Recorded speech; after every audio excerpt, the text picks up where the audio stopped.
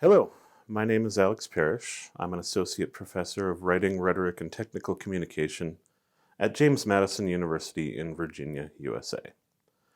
My research specialty is animal rhetorics, which takes as its subject the ways human and non-human animals persuade others through various forms of communication, detectable by the senses, such as audible speech or visible gesture. One of the founders of modern rhetorical theory, Kenneth Burke, defined our species as a symbol-using and symbol-misusing animal, separated from its natural condition by instruments of its own making, and goaded by the spirit of hierarchy. It's this rhetorical sense of hierarchy I'd like to share with you today, highlighting one of the many practices we humans employ to justify our placement of others in inferior roles. Hierarchy, a sense of order governing the social and political lives of all things, is a cross-species phenomenon to be sure, but its social and political influence in human cultures makes it especially oppressive to both human and non-human animals all over the world. In the West, monotheistic religions took the somewhat more permeable hierarchies of the classical world and expanded and reinforced them.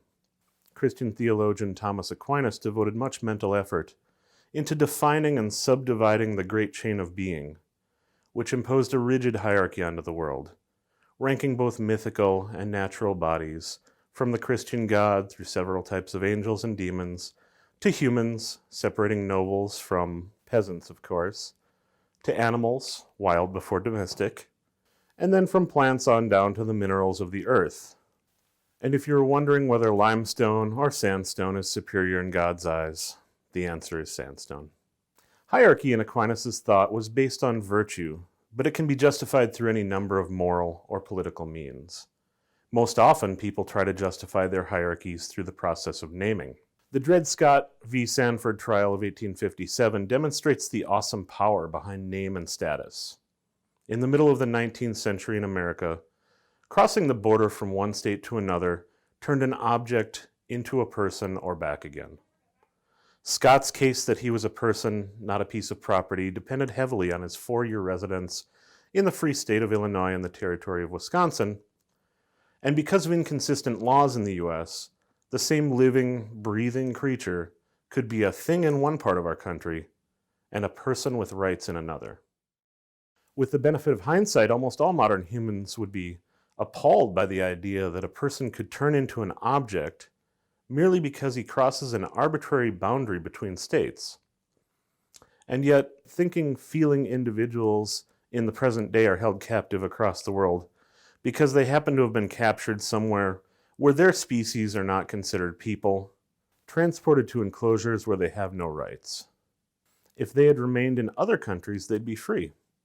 Worse yet, immoral humans who are protected by the states in which they operate use these legal inconsistencies to traffic living, breathing goods across international boundaries, even in some cases through nations that don't allow the capture or display of certain species.